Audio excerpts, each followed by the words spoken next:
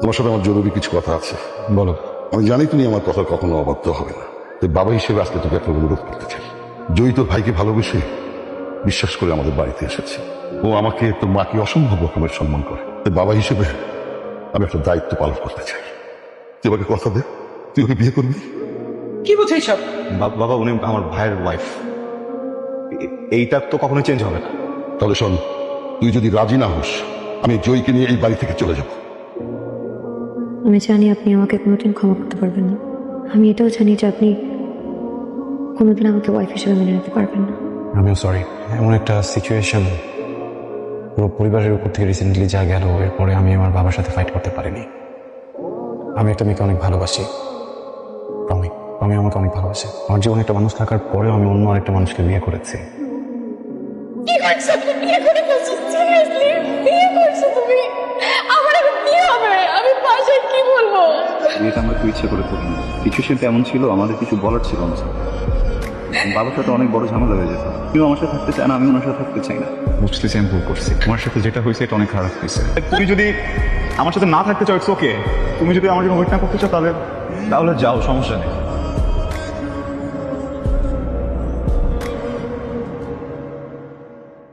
আপনি এসছেন? বাবা মা আপনার জন্য অপেক্ষা করতে করতে ঘুমিয়ে পড়েছে। আপনাকে অনেকবার ফোন করেছিল, কিন্তু আপনাকে ফোনে পাওয়া যাচ্ছিল না। আমি আপনার জন্য ডিনার রেডি করে রেখেছি, আর আমিও আমি খাবো না, খাইনি। খেয়ে আসছি বাড়িতে। Thank you. আমি আজকে প্রমের সাথে দেখা করতে গেছিলাম, ওকে আজকে সব কিছু বলে এসেছি। জি। ওকে এটাও বলেছি এদিকে সব কিছু সর্ট আউট করার পরে আমি এই সম্পর্কটা শেষ করে ওকে বিয়ে করবো। শুরুতে একটু কান্নাকাটি করছিল, পরে বুঝিয়ে বললাম আসলে অনেকদিনের সম্পর্ক তো, কেউই কাউকে ছাড়া থাকতে পারবো না, এই জিনিসটা তো বুঝি। কিন্তু দেখেন, আমি না আপনার জীবনে ভালো মানুষ না হতে পারলেও আপনার জীবনে খারাপ মানুষটা হতে চাই না। আমি চাই না যে সেলফিশের মতো নিজেরটা নিজে গুছিয়ে দেন, হঠাৎ করে আপনাকে ডিভোর্স দিয়ে গায়েব হয়ে যেতে। ভাইয়ের কাছে শুনেছি আপনি জব করতে চাইতেন, জি। শুরু করতেন না কেন? এখানে আপনি আপনার মতো এক্সপিরিয়েন্স গ্যাদার করতে থাকেন, একটা ভালো সময় বুঝে বাইরে কোথাও অ্যাপ্লাই করলেন। আর আমারও তো অনেক পরিচিত আছে বাইরে, তো আমি রেফারেন্সটা দিতে পারবো, হয়তো বা হয়েও যাবে। আপনি ওখানে সেট হয়ে গেলে তখন আমরা মিউচুয়ালি ডিভোর্সটাও কমপ্লিট করলাম। জি, আমিও ভাবছিলাম আমার কিছু একটা করা উচিত। আসসালামু আলাইকুম বাবা। রুমের এসি কাজ করছে না, ড্রয়িং রুমে গিয়ে এসিটা ছেড়ে সোফায় ঘুমিয়ে পড়বি। আমি যখন সকালবেলা এসে জিজ্ঞেস করবো এখানে শুয়েছিস কেন, তুই বলবি ঘুম এসে গিয়েছিল, শুয়ে পড়েছি। সরি, বুঝলাম না বাবা। বেতন যা। বাবাকে ডিম করে আসলেন? জি। তাহলে চুপচাপ ঘুমিয়ে পড়ুন। বিছানাটা যে ভেঙেছে এটা আমি কালকে কোনো এক ফাঁকে ফিক্স করে ফেলবো। বাবা মাকে বলার দরকার নেই, ওনারা ভুল বুঝবেন। কিছুদিন আগে যে মানুষটাকে ভালোবেসে বিয়ে করেছি, আজকে তারই ছোট ভাই আমার হাজব্যান্ড। কিন্তু কিছু করার ছিল না, আমার কিছু বলার ছিল না। যখন আমি ভেবেছি যে ঠিক আছে এবার কোনোভাবে সংসারটাকে গুছিয়ে নিই, তখন দেখলাম সেও আমাকে ছেড়ে দিয়ে তার জীবনটা গোছাতে যায়। এখানেও তো আমার কিছু বলার নেই, কিছু করার নেই।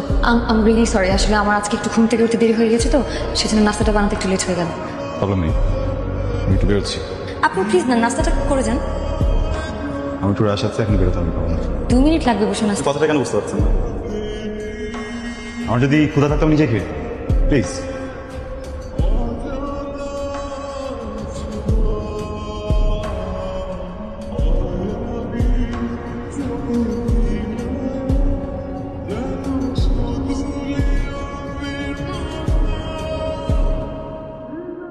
সরি, বুঝি নাই এটা নাস্তা ছিল।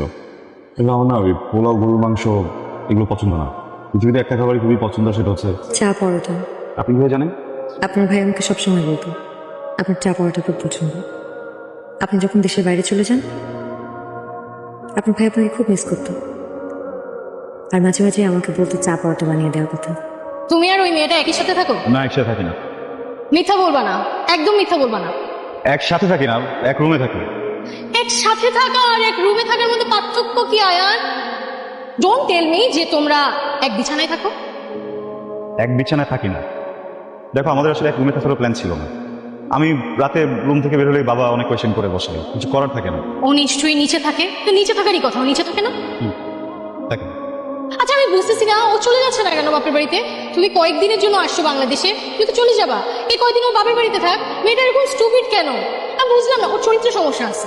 না হলে ও ওর হাজবেন্ড মারা যাওয়ার পর হাজবেন্ডের ভাইকে বিয়ে করতে পারে না। প্লিজ এইভাবে কথা বলো না। আমরা মজায় মজায় বিয়েটা করিনি। সিচুয়েশনটা বোঝো। আমার টুইন ব্রাদার মারা গেছে। ফ্যামিলি সিচুয়েশন বুঝতেছো তুমি? আমার বাবা তো খুব শখ করে বিয়েটা দেয় না। আমি আমার বাবাকে না করতে পারি। উনি কিভাবে আমার বাবাকে না করতে বলো? তুমি আমার ফ্যামিলি মেম্বারকে নিয়ে বাজে কথা বলতেছো। খুব গায়ে লেগে যাচ্ছে না? কয়েকদিনের মধ্যেই তোমার মনে জায়গা করে নিছে। তুমি আমার সিচুয়েশনটা বোঝো। একটা রিলেশনশিপে যতটুকু অনেস্টলি দরকার আমি ঠিক ততটুকু অনেস্ট আছি। আয়ান, তুমি আমার সিচুয়েশনটা বুঝতে পারতেছো? আমি ছোটবেলা থেকে কোন সিচুয়েশনে বড় হয়েছি? আমার বাবা আমার মাকে চিট করছে। এখন সেম জিনিস আমার সাথে হচ্ছে। আমি দেখতেছি যে তুমিও আরেক সেম জিনিস ফেস করছো না তুমি, প্লিজ। তুমি আমাকে না, তোমার বাবাও তোমার মাকে না বলে একটা বিয়ে করে ফেলছিল। আমি হয়তো তোমাকে না বলে এটা করছি, বাট আমি নিজের সাথে তোমাকে এটা বলছি না। হ্যাঁ, আমি কি তোমার কাছে কোনো মিথ্যা বলছি? অন্য কেউ কি তোমাকে সেটা বলছে? আমি তো সেটা লুকাইতে পারতাম। কয়দিন পর আবার চলে যাবো বাইরে। আমি কয়দিন তোমার কাছে সবকিছু লুকিয়ে তোমার সাথে এইভাবে দেখা করে ঘুরে ফিরে চলে যেতে পারতাম না? I am sorry.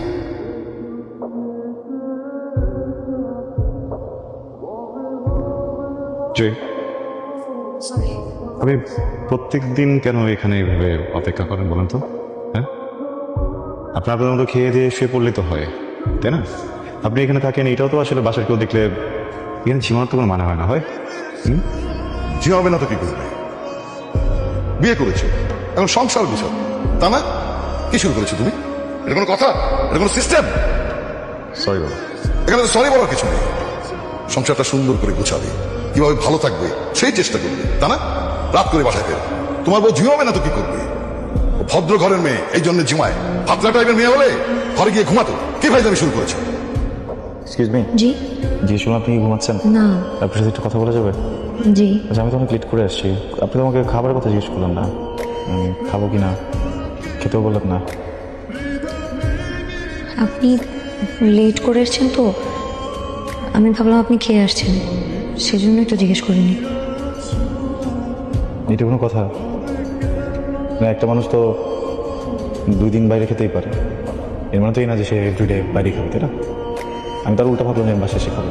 মানে আপনি লেট করে এসছেন তো, এই জন্য আমরা 3 জন আপনাকে রেখে খেয়ে ফেলেছি। ঠিক আছে, গুড নাইট। আমি কিছু করে দিই? না, প্রয়োজন নেই। কিন্তু একটা কথা কি জানেন, মানুষের বাসায় ফ্রিজ কেন থাকে? যেন সবার জন্য রান্না করা হয়। কেউ যদি কোনো কারণে একদিন না খেতে পারে, খাবার যেন ফ্রিজে রেখে দেওয়া হয়, পরে লাগলে যেন সে খাবারটা গরম করে খাওয়া যায়। ঠিক আছে? তুমি কি কিছু ভেবেছো? অনেকদিন তো বিদেশে থেকেছো, এবার তো সংসার হয়েছে। দেশে একটা কিছু করার প্ল্যান করো। আর কালকের জন্য আমি সরি। তুমি তো সব জানো মেয়েটার ওপর দিয়ে কি কি গেছে। এই জন্য তোমার কাছে আমার রিকোয়েস্ট, মেয়েটাকে একটু সময় দাও। তামি, তুমি কেন? আমি তোমাকে সারপ্রাইজ দিতে চাইছিলাম, তুমি উল্টা আমাকে সারপ্রাইজ দিয়ে দিলা। আর তুমি যে আমাকে নিয়ে এত প্ল্যান করছো, এটাই আমি অনেক সারপ্রাইজ। এটা নাও, অনেক খুশি আমি। আচ্ছা, তো তোমার বার্থডে ছিল, আমি সারপ্রাইজ প্ল্যান করেছিলাম। তারপর আজকে তোমার বার্থডে। আরে বার্থডে আমার অনেক আসবে, সারপ্রাইজ অনেক দিতে পারবা। এটা একটা সমস্যা হয়ে গেছে। কি সমস্যা? সমস্যাটা হচ্ছে যে তুমি আর আমি একটা রিলেশনশিপে গেছি, তাই না? কিন্তু এটা তো কেউ জানে না। অ্যাটলিস্ট তোমার আর আমার ফ্রেন্ডরা তো জানতে পারে। দেখো, আমি নজর জিনিসটা অনেক বিশ্বাস করি, তুমি জানো। আমি চাই না তোমার আমার সম্পর্কে কারো নজর লাগুক। তুমি দেখো, আমার বাবা আর মার কত সুন্দর একটা সম্পর্ক ছিল, কার না কার নজর লেগে এত সুন্দর সম্পর্কটা আজকে আলাদা হয়ে গেল। তোর বাপ মায়ের ছাড়াছাড়ি কি নজর লাগার জন্য হয়েছিল, নাকি তোর বাপ তোমাকে চিট করছিল বলতো? আয়ান, তুমি এখানে? আমি এখানে এটা পরে বলতেছি, যেটা জিজ্ঞেস করছি এটা উত্তর। এই কেউ কিভাবে কথা বলতেছিস কেন? একটা মেয়ের সাথে কিভাবে কথা বলো জানোস না? বের এখান থেকে। আয়ান, আমি তোর প্রিভিয়াস ভার্সন। আমি যখন ডুবতেছিলাম তখন আমার বাঁচানোর মতো কেউ ছিল না। তুই শুকর কর যে তোরে বাঁচানোর জন্য আমি গেছি। যা এখান থেকে, যা। আয়ান, ওর কোনো দোষ নাই। ওর দোষ নাই না? ওর কোনো দোষ নাই। তাহলে কার দোষ? দোষটা কার তাহলে? ওর যদি দোষ না থাকে দোষটা কার? দোষটা কি আমার নাকি তোমার? তোর দোষ। আয়ান দেখো, দোষটা কারো না, দোষটা তোমার আমার সিচুয়েশনে। তুমি নিজেকে আমার জায়গায় দাঁড় করায় দেখো।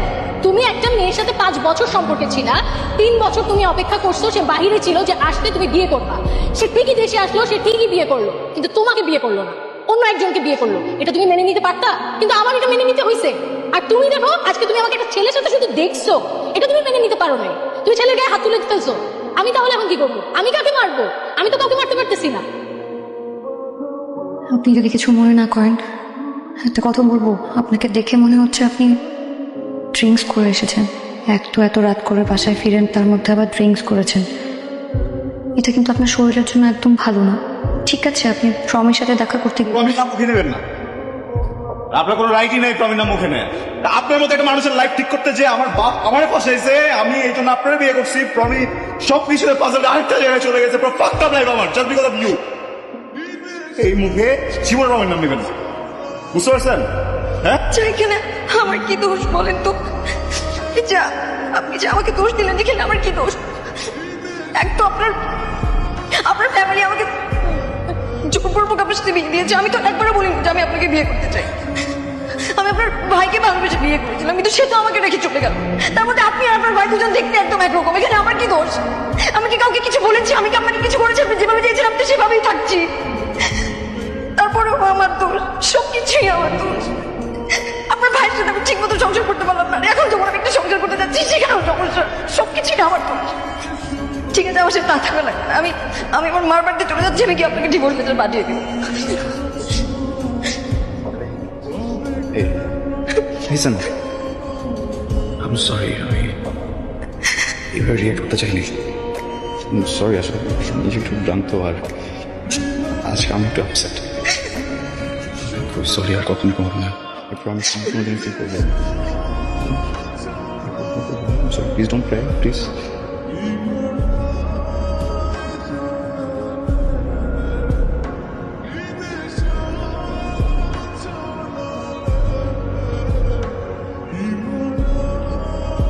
আপনি কি আমাকে কিছু বলতে চান? আমি কি বলবো? এমন কিছু যেটা হয়তো কখনো বলতে চেয়েছিলেন কিন্তু বলতে পারেননি। না, আমার আসলে কিছু বলার নেই। যদি আমি চলে যাচ্ছি, কবে ফিরবো জানি না, কখনো দেখা হবে কিনা সেটাও জানি না। যদি কিছু বলার থেকে বলে দিতে পারি। সরি। কেন? কিছু আমার জন্য আপনি আপনার প্রিয় মানুষটাকে সারা জীবনের জন্য হারিয়ে ফেললেন। এটা আপনার জন্য কি এটা? Divorce letter. আমি তো থাকবো না, তাই সাইন করে রেখে গেলাম। কোনো তাড়া নেই। যখন আপনার কমফোর্টেবল ফিল হবে আপনি তখন আপনাকে সাইন করে নিন।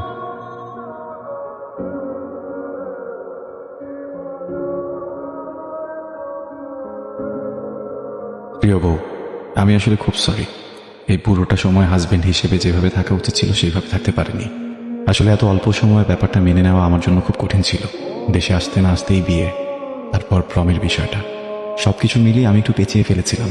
হয়তোবা প্রমের সাথে বিচ্ছেদের দিন আমি একটু খারাপ ফিল করছিলাম, কারণ এই সম্পর্কটা আমার আর আপনারই ছিল। ওই দিন রাতে যা কিছু হয়েছিল এই পুরোটা এই জন্য হয়নি যে আমি ড্রাঙ্ক ছিলাম। আপনি আমার ওয়াইফ, আমি আপনার হাজব্যান্ড। আসলে একটা অধিকারের জায়গা আছে, কিন্তু এরপর কি বলবো না বলবো বুঝে উঠতে পারছিলাম না। ভেবেছিলাম হয়তো আপনি কিছু বলবেন, আপনিও কিছু বলেননি, আর আমিও কিছু ফেস করতে পারছিলাম না। কিন্তু এখন বলতে চাই, আমি আপনাকে ভয়ঙ্করভাবে ভালোবাসতে চাই, একটা সুন্দর সংসার সাজাতে চাই। আমরা কি আমাদের অতীতটা ভুলে প্লিজ নতুন করে স্টার্ট করতে পারি?